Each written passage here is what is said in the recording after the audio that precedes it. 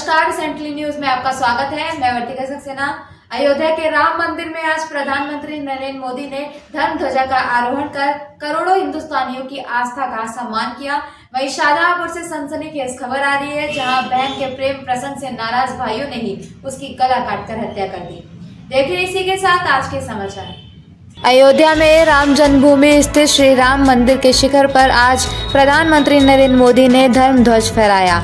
आज 25 नवंबर को प्रधानमंत्री नरेंद्र मोदी अयोध्या पहुंचे। इस दौरान सड़क के दोनों ओर हजारों लोग कतारबद्ध होकर और हाथ हिलाकर उनका स्वागत कर रहे थे। पीएम भी सभी का अभिवादन स्वीकार कर रहे थे। इसी दौरान हजारों लोगों का समूह जय श्री राम का जय घोष और मोदी मोदी का नारा लगा रहे थे। अभिजीत मुहूर्त में आज प्रधानमंत्री नरेंद्र मोदी ने जब ध्वजारोहण किया तो तालियों की गड़गड़ाहट से वातावरण गूंज उठा। ये धर्म ध्वज केवल धार्मिक प्रतीक नहीं बल्कि करोड़ों हिंदुओं की आस्था का केंद्र है। इस दौरान प्रधानमंत्री के साथ मुख्यमंत्री योगी आदित्यनाथ, आरएसएस प्रमुख मोहन भागवत भी मौजूद थे।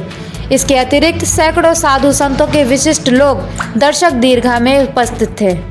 ये धर्म ध्वजा केवल एक ध्वजा नहीं, ये भारतीय सभ्यता के पुनर्जागरण का ध्वज है। इसका भगवा रंग, इस पर रचित सूर्य वंश की ख्याति, वर्णित ओम शब्द और अंकित कोविदार वृक्ष राम राज्य की कीर्ति को प्रतिरूपित करता है। ये ध्वज संकल्प है, ये ध्वज सफलता है, ये ध्वज संघर्ष से सृजन की गाथा है, ये ध्वज सदियों से चले आ रहे स्वप्नों का साकार स्वरूप है। ये ध्वज संतों की साधना और समाज की सहभागिता की सार्थक परिणति है।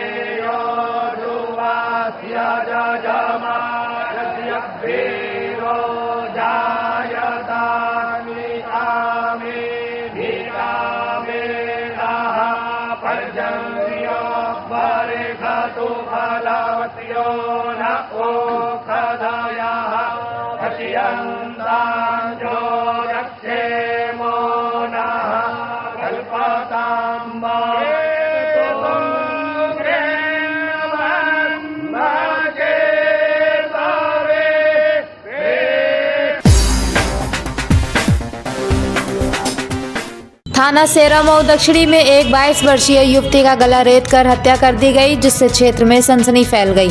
अभी तक पुलिस छानबीन में ऑनर किलिंग का मामला सामने आया है। पूरा मामला ग्राम इटौरा गौटिया का है, जहां मैना देवी की गला काटकर हत्या कर दी गई। युवती की हत्या की जानकारी तब हुई जब मृतका मैना के पिता मदन पाल सुबह 10 बजे अपने गोभी के खेत देखने पहुंचे तो बेटी मैना का रक्त रंजित शव देखकर गिर पड़े। सूचना पाकर पुलिस अधीक्षक राजेश द्विवेदी भारी फोर्स के साथ पहुंचे और घटना स्थल का निरीक्षण किया।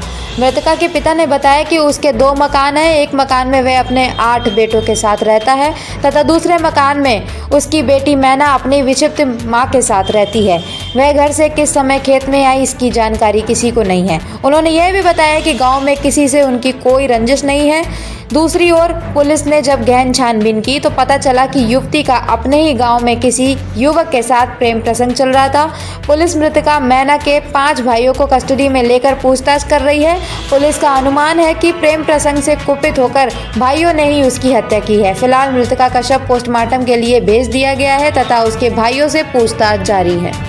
थाना सेहरा मऊ में गाँव में आबादी से लगे हुए खेत में एक 22 वर्षीय युवती की बॉडी मिली है, जिसके गर्दन पे घाव के निशान है। परिस्थितियाँ और जो आसपास की चर्चा है वो किसी करीबी पर शक आ रहा है। अभी बॉडी पोस्टमार्टम के लिए भेज रहे हैं। पोस्टमार्टम की रिपोर्ट और तहरीर के आधार पर देख कार्रवाई की जाएगी।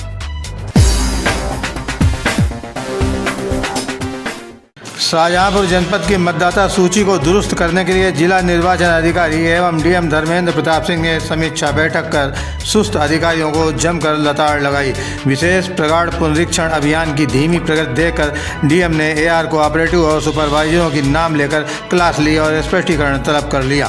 बैठक में जिलाधिकारी ने 2 टूक निर्देश दिए कि हर बीएलओ रोजाना 10% की दर से गणना प्रपत्रों का डिजिटाइजेशन करे।